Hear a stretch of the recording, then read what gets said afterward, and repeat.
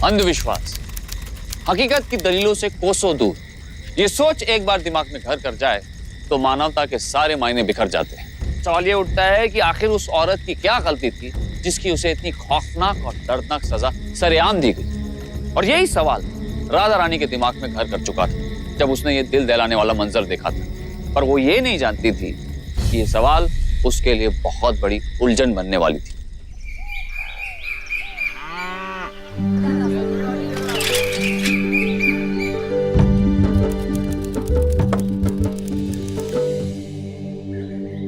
ऐसे ही चो। अरे आप तैयार हो गए?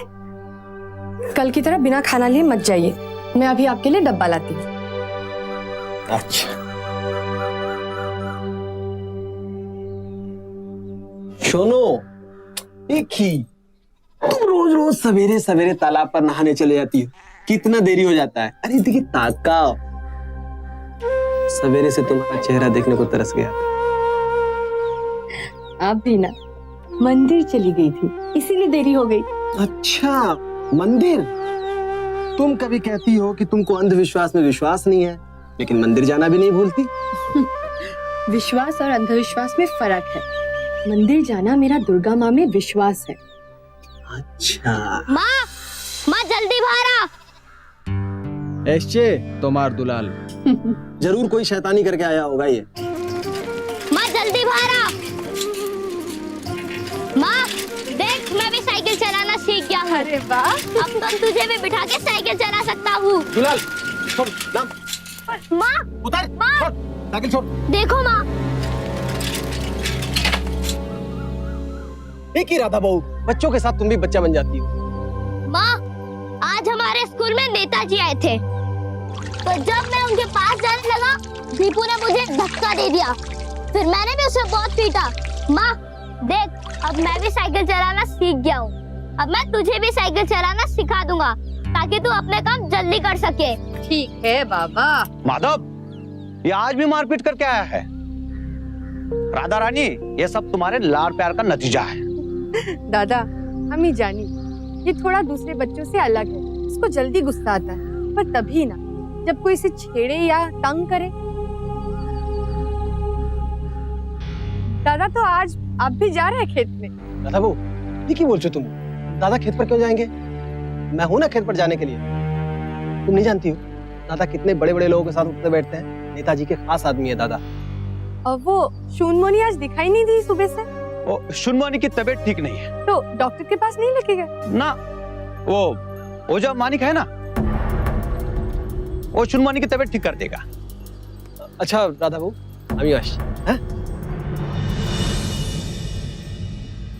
ऐं क्लीं चामुंडाय काली महाकाली भद्रकाली, काली महाकाली भद्रकाली।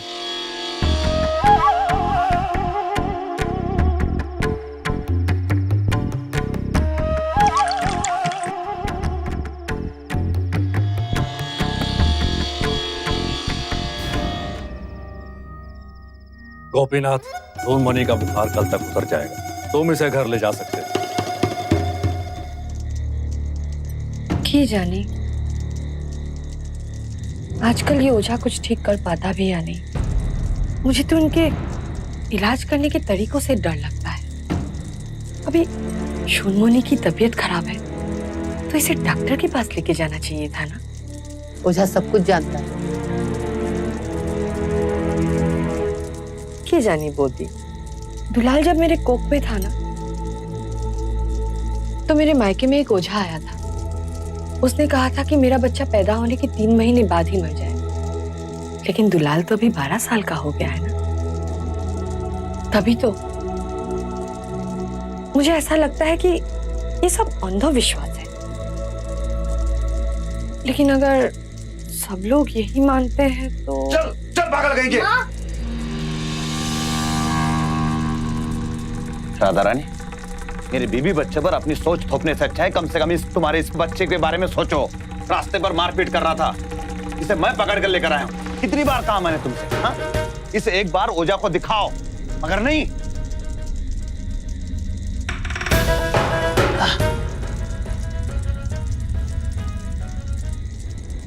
चल बेटा।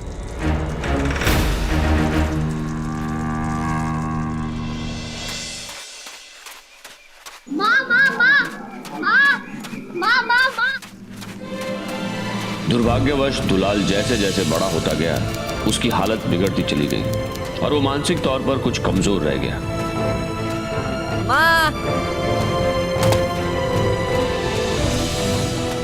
माँ, मेरा बेटा।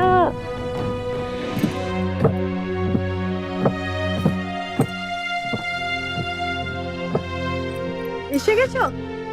হ্যাঁ।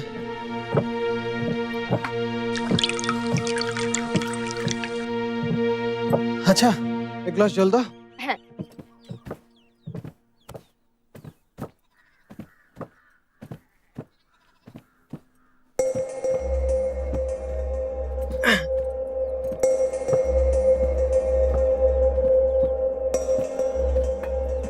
কি হচ্ছে? इतना पसीना क्यों आ रहा है? वो मेरे कुर्ते की जेब में ना मुझे उसने वो अपने मानिक ओझा ने दिया है, उसकी एक पुड़ी निकाल के देना। मानिक ओझा के पास क्यों गए थे आप? वो खेत से आते वक्त ना मैं दुलाल की हालत के लिए बात करने के लिए मानिक ओझा के पास चला गया था। उसी वक्त उसने मेरी नब्ज देख ली और उसको लगा कि मेरी तबीयत ज्यादा खराब है, तो उसने मुझे दवाई दे दी। पर हुआ क्या है? कुछ तो बताया होगा। किसकी दवा? अरे किसकी दवा? तुमको ज्यादा पता है क्या? वो ओझा है, उसको सब मालूम है। उसने मुझे वहां पर एक चम्मच खिलाया भी था और बोला कि दर्द ज्यादा होगा तो 1 घंटे में और ले लेना। वो 2 दवा। राधा बाबू बहुत दर्द हो रहा है।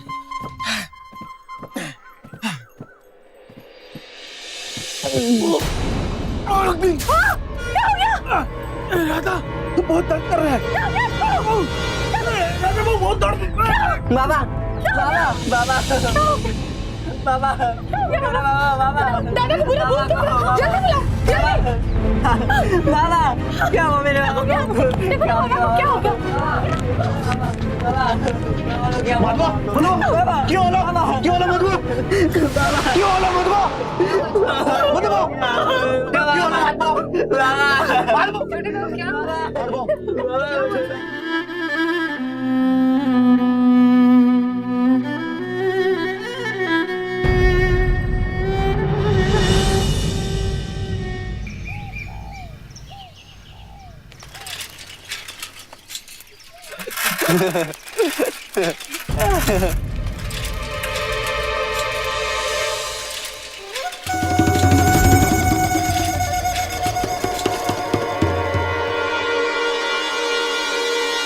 मेरे पति की मौत मानिक ओझा की दवाइयों की वजह से हुई थी, वरना उन्हें तो कोई तकलीफ नहीं थी। मुझे तो पहले से ही लगता था कि मानिक ओझा के पास जाने की जरूरत नहीं है। बीमारी हो, कुछ तकलीफ हो तो डॉक्टर के पास जाना चाहिए। मुझे जानना है कि मानिक ओझा देता क्या है, किस चीज की दवाई देता है वो।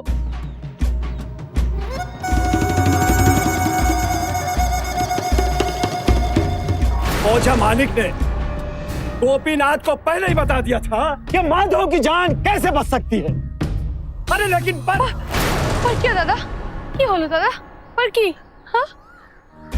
मार डालेगा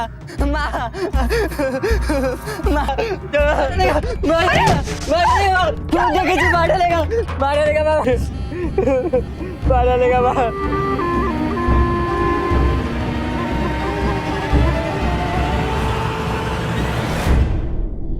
गोपीनाथ अपने भतीजे के प्यार में कुछ कह नहीं पाया। मैंने पहले ही कहा था कि मधव की जान बचाने का एकमात्र उपाय है दुलाल के अंदर बसी दुष्ट आत्मा को मार डालना, यानी दुलाल को मार डालना। मेरी बेटी के अंदर कोई दुष्ट आत्मा नहीं है। देखो इसकी आंखें, देखो कैसी बातें कर रहा है ये, मारने की और कौनकाल की बातें। मैंने इसे गांव में यही सब कहते भागते हुए देखा तो मैं इसे यहां लेकर आया। यहां पर किसी की भी जान को खतरा हो सकता है इससे। ना ना, एरकम होते पारे ना। कल से बिहू है, उसके बाद रात्रि के अंतिम प्रहर में दुलाल का खात्मा किया जाए।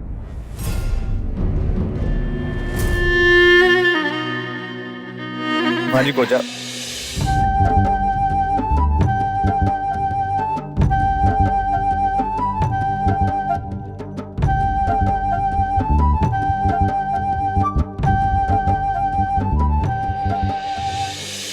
चल दुलार, नहीं, हम कहीं और जाएंगे और ज्यादा नाचेंगे, ठीक है? चल।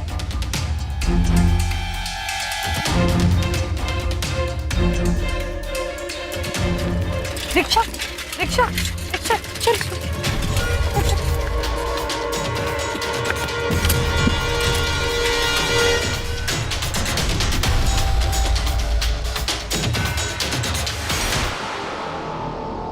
मुझे उम्मीद है कि इस बार इलेक्शन में इस गांव के सारे वोट हमारे ही पक्ष में पड़ेंगे। नेताजी, अब तो जानते ही हैं, इस गांव के लोग वही करते हैं जो मैं कहता हूँ। इस बार भी आप ही के पक्ष में वोट डालेंगे।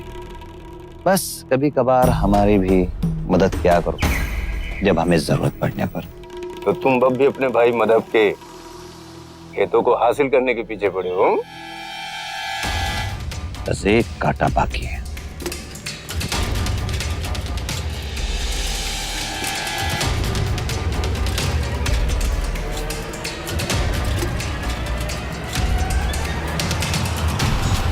जेठामशाय, अम्मा जेठामशाय, जेठामशाय।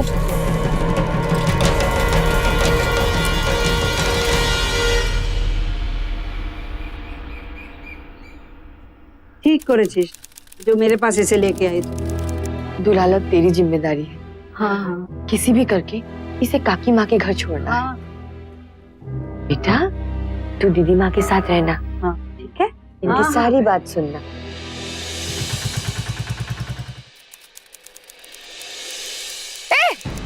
कौन है वहाँ पे? रुको! अरे, क्या रहे हो खाने? अरे, ये हमारा जमीन है। छोड़ो! क्या कर रहे हो सब? हम वही कर रहे जो हमें कहा गया है। किसने कहा है?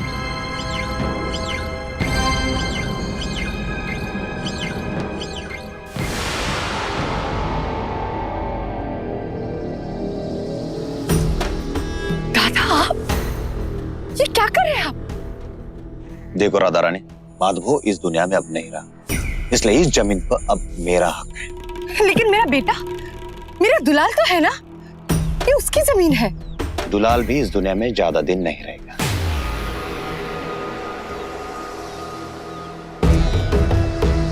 दुलाल यहाँ से बहुत दूर है और अब मैं सबको बता दूंगी कि अंधविश्वास के नाम पे आप क्या करना चाहते हैं। तो ठीक है, मैं भी तुझे वहीं पहुंचाऊंगा जहां मैंने तेरे पति को पहुंचाया। दुलाल को मारना आसान हो जाएगा, है ना?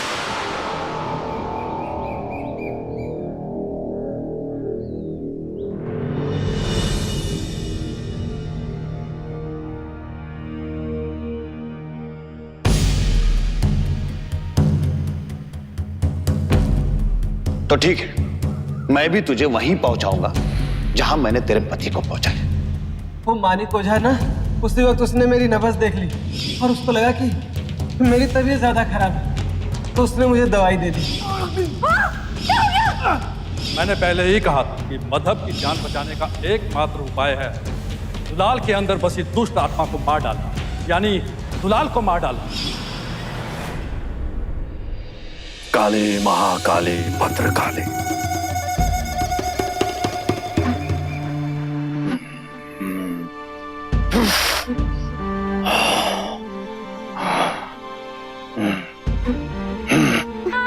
अरे बाबा, थाम! क्या कर रहे हो? रुक जाओ! क्या कर रही हो सब? ये बहुत दिन से बीमार है, इसका इलाज करा रहे हैं। अरे बीमार है तो इसे डॉक्टर के पास लेके जाओ ना। ये पाखंडी ओझा इसे क्या ठीक करेगा? अरे इसकी वजह से तो मेरी पति की मौत हुई है। तुम लोग इस दुष्ट औरत की बात सुनोगे जिसके बेटे के अंदर खुद एक दुष्ट आत्मा बसी हुई है। मेरी बात सुनिए, इस ओझा की बातों में आकर पूरे गांव का नाश होने वाला है। अगर यहाँ नहीं तो कम से कम मंदिर के पीछे वाले मैदान में आज शाम को आ जाइए। एक बार मेरी बात सुन लीजिए। अपनी बातें मनवाने के लिए राधा रानी लोगों को बुलाने उनके घर घर तक जाती है। लोगों ने उसकी विनती को अनसुना कर दिया।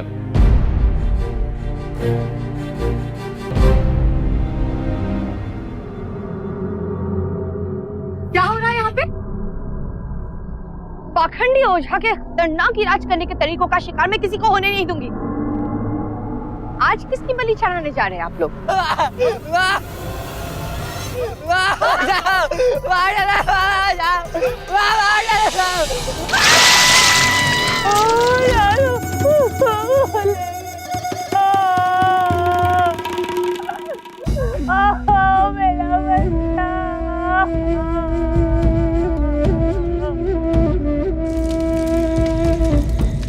इस घिनौने अंधविश्वास के दुष्चक्र में फंसकर एक और मासूम जीवन का अंत हो गया। और ऐसा लगातार होता आ रहा है, सिर्फ इसलिए नहीं कि आम गांव वाले इन बातों पर विश्वास करते। शर्मनाक बात तो यह है कि कई बार दुलाल को पढ़ाने वाले वशिष्ठ सर जैसे पढ़े लिखे लोग भी चुड़ैल कुप्रथा जैसे अंधविश्वास को मानते, और इसे उसकी जड़ समेत उखाड़ फेंक पाने के लिए सबसे पहले हमें इसके भयानक परिणामों से ज्यादा लोगों को अवगत कराना पड़ेगा। और इधर अपने इकलौते बेटे दुलाल के शव को जलते हुए देखने की ये घड़ी राधा रानी के लिए एक निर्णायक घड़ी बन जाती है।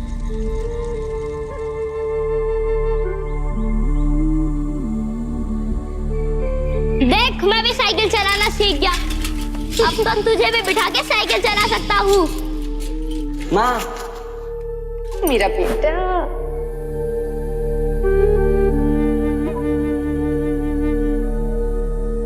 काकी माँ, थोड़ा सा खाना खा लीजिए। थोड़ा सा खाना खा लीजिए काकी माँ। आप इस वक्त जिसके लिए लड़ रही हैं, उसके लिए आपके मन में शक्ति तो है, लेकिन शरीर के शक्ति के लिए पेट में अन्न का होना बहुत जरूरी है काकी माँ। खा लूंगी बच्ची। बहुत कुछ करना है। तेरे भाई दुलाल और तेरे काका बाबू के मौत के जिम्मेदार लोगों को सजा दिलानी है। जब तक वो नहीं होता, मैं चैन से नहीं बैठ सकती। पर न्याय तो तब होगा ना, जब मैं किसी और को इस अपराध से बचा सकूं।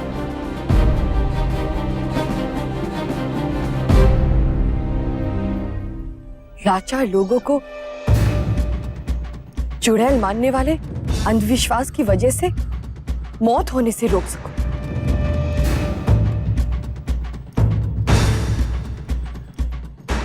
तब न्याय मिलेगा। तो तू उन लोगों के खिलाफ रिपोर्ट दर्ज करवाना चाहती है जो इस गांव और समाज का भला करते हैं। दिमाग तो ठीक है ना तेरा? दादा, किंतु मेरा रिपोर्ट, हमारा रिपोर्ट नहीं लिखा आपने।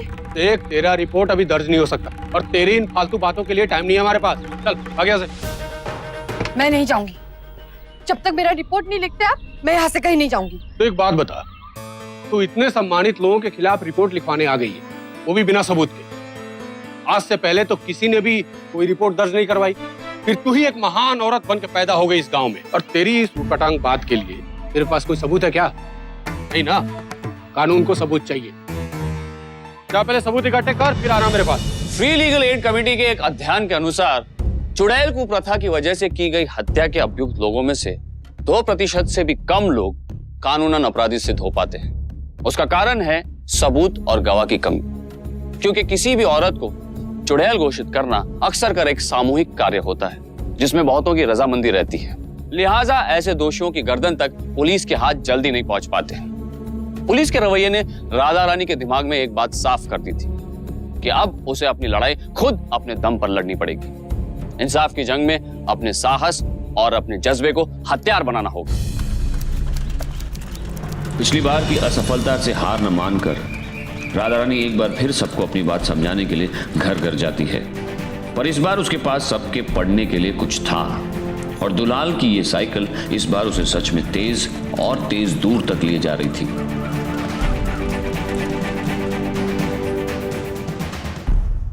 शून्यमणि, जो बात मैं कहना चाहती थी वो तुमने लिखकर मेरा काम आसान कर दिया। काकी माँ, मुझे बहुत खुशी हो रही है कि मैं आपके किसी काम आ सकती। देखना, धीरे धीरे करके सब ठीक हो जाएगा। कैसी आवाज है? अरे अरे अरे अरे अरे राधा रानी दीदी, मुझे बचा लो, मुझे बचा लो, मुझे बचा लो। वो लोग मुझे मार डालेंगे। कौन? हाँ, मेरा पति दूसरी औरत के साथ रहना चाहता है। और इसलिए वो उस ओझा के साथ मिलकर मेरे साथ अत्याचार कर रहा है। मुझे इतना मारा कि बस मैं मानने लगी हूँ कि मैं चुड़ैल हूँ। वो लोग मुझे जिंदा नहीं छोड़ेंगे। हमारे बचाओ, हमारे बचाओ, हमारे बचाओ। अम्मा।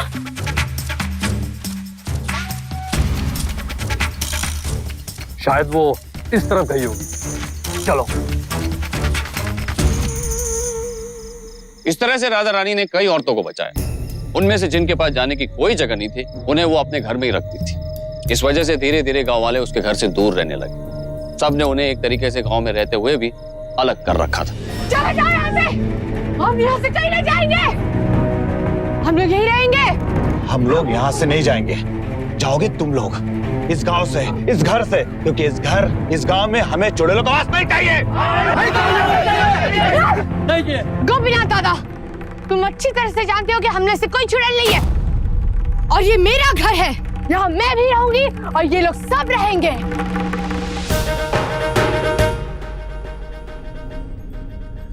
तुमने मेरी जिंदगी खराब कर दी। जो ये तुम जाल बिछा रहे हो ना, देखो इसमें मैं तुम्हें कैसे फांसती हूँ।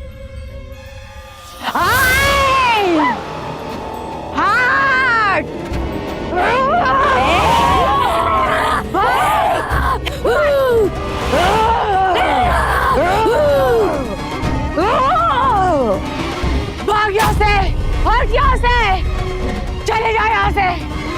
काट डालूंगी, मार डालूंगी।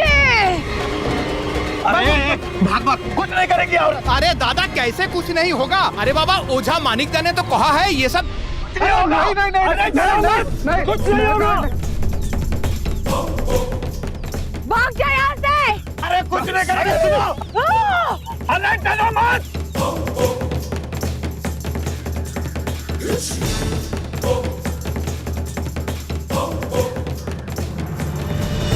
राधा रानी, भले तुम इस चाल में कामयाब हो गई हो, लेकिन मैं हार मानने वालों में से नहीं हूं। मैं तुम्हें इस घर से, इस गांव से निकाल कर ही रहूंगा, याद रखना।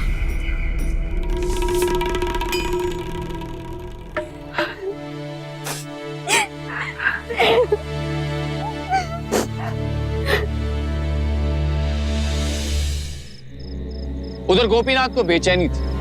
उसे राधा रानी का घर चाहिए था, कैसे भी। सही कहा तुमने ओझा मानिक। अब तो राधा रानी की हिम्मत कुछ ज्यादा ही बढ़ती जा रही है। अब तो उसने उन औरतों के साथ कुछ समिति वमिति बना रखी। सोचा था एक औरत गांव से यूं भगा देंगे, लेकिन अब क्या? अब जल्दी ही हमें कुछ ना कुछ करना पड़ेगा।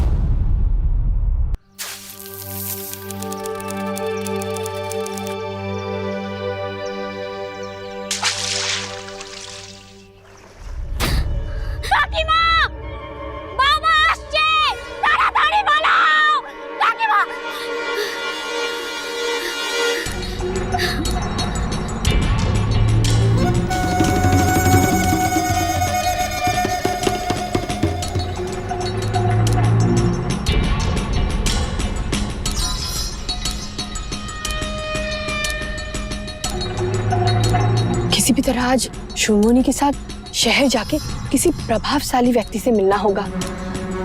की जानी इन दुष्ट के मन में क्या चल रहा है। हम मुख्यमंत्री से मिलने की कोशिश करेंगे। मैंने सुना है कि मुख्यमंत्री को चिट्ठी लिखकर मिल सकते हैं। हमारी शुमोनी है ना चिट्ठी लिखने के लिए।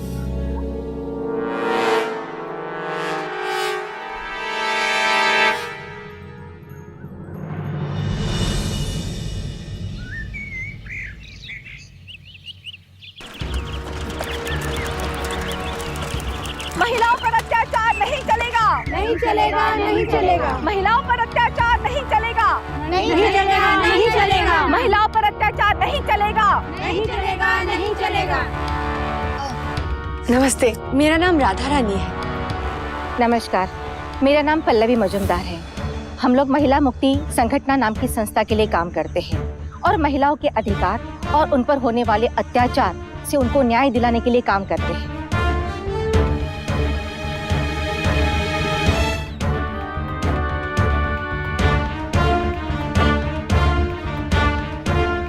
हम लोग तुम्हारे गांव आएंगे। और तुम्हारी हर तरह से मदद करेंगे। तब तक तुम हमारा फोन नंबर ले लो और कभी भी किसी भी आपातकाल स्थिति में तुम हमसे संपर्क कर सकती हो। एक बात जरूर ध्यान में रखना, आज के बाद तुम्हारे गांव में किसी भी महिला की बुरी आत्मा जैसे अंधविश्वास के कारण अगर हत्या होती है तो तुम तुरंत पुलिस को खबर कर दो। और हाँ, पोस्टमार्टम के लिए जरूर मांग करना। पोस्टमार्टम मतलब मरने के बाद मरने वाले के शव का परीक्षण। इससे मौत के कारणों का पता चलता है, समझी?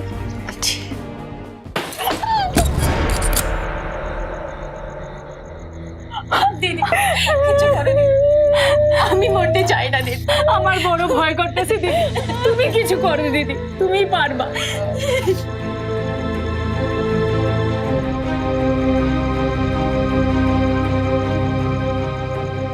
मेरी एक बात हमेशा याद रखना, अंत तब तक नहीं होता जब तक हम उसे अंत नहीं मानते।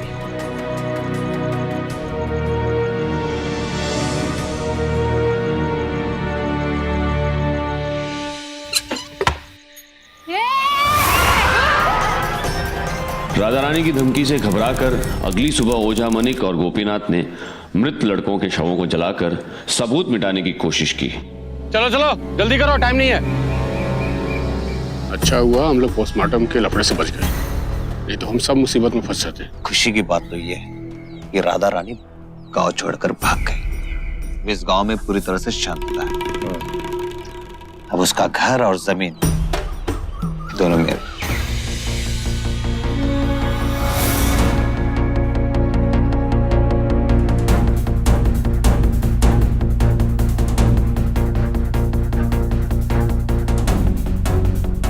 आखिर ये राधा रानी इन सारी औरतों को लेकर भागकर गई कहाँ होगी? आइए देखते हैं, चलिए आइए।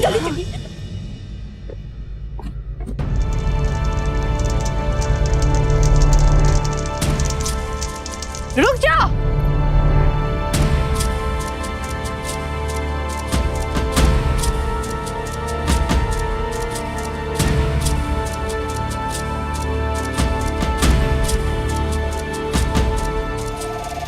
जब तक इन लाशों का पोस्टमार्टम नहीं हो जाता हम इन्हें आग लगाने नहीं देंगे।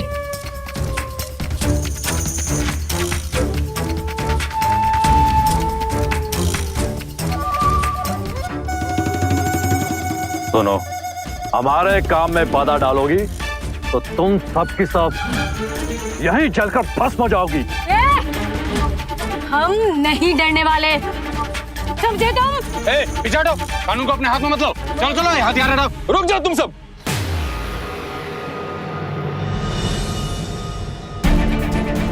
हमारे कहने पर कई दिनों से तुम्हारी गतिविधियों पर जिला पुलिस की कड़ी नजर। तुम सारे लोगों को इन बच्चों की हत्या के आरोप में गिरफ्तार किया जाता। मिस्टर गोगोई, तुम्हें इन लोगों का साथ देने के लिए तुम्हारे खिलाफ कार्रवाई की जाएगी। बच्चों की बॉडी पोस्टमार्टम के लिए भेज। राधा रानी, तुमने सही समय पर हमें फोन कर दिया।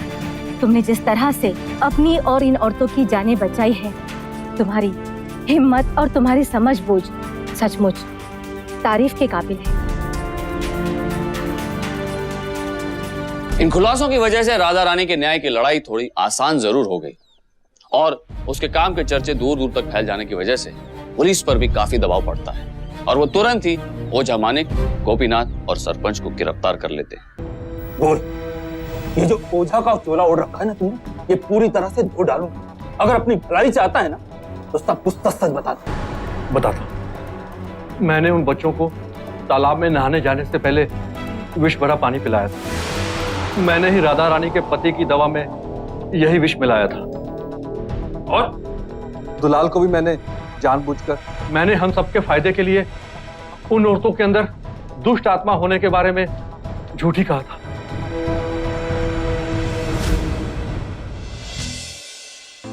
इस चुड़ैल कुप्रथा के खिलाफ राधा रानी की लड़ाई से हमें यह समझ में आता है कि मन की शक्ति और निरंतर कोशिश करने से हम बड़ी से बड़ी चट्टान भी हिला सकते हैं। पर राधा रानी को आज भी लगता है कि अभी बहुत काम बाकी है। हमारे देश में चुड़ैल कुप्रथा के कारण हुई हत्या के खिलाफ कोई भी राष्ट्रीय कानून नहीं। ऐसे मामलों में अक्सर आईपीसी धारा 323 के तहत अपराधी को 1 साल की सजा और 1000 रुपए जुर्माने के तौर पर भरना पड़ता है। इस अंधविश्वास को जड़ से मिटाने के लिए सरकार को इसी वक्त सख्त से सख्त कानून बनाने की सबसे ज्यादा आवश्यकता है। राधा रानी की तरह अगर हर गांव में ऐसी एक मिसाल हो तो इस अंधविश्वास का खात्मा करना कठिन हो सकता है, लेकिन नामुमकिन नहीं। इस उम्मीद के साथ कि हम सचेत रहेंगे, सावधान और सुरक्षित। आज के लिए मैं हितेन तेजवानी आपसे विदा लेता हूं। कल फिर मिलेंगे एक नई घटना के साथ। तब तक के लिए सावधान इंडिया, इंडिया फाइट्स बैक। तो सावधान